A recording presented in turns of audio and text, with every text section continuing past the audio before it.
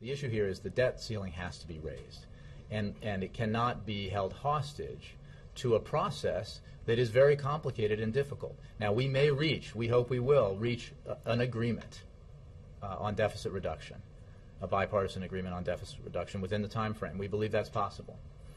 However, I think what the Secretary of Treasury made clear over the weekend is that we cannot make it conditional, because what if we don't? These are hard things. What if we don't? What if we're a week away or 2 weeks away, and in the meantime, Congress says, well, then we're not going to raise the debt ceiling.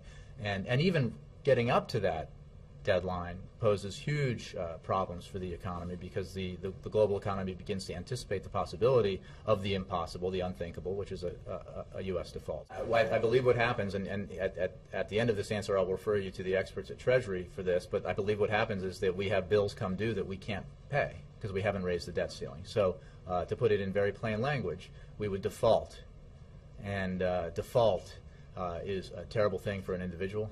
It is a catastrophic thing for the United States of America.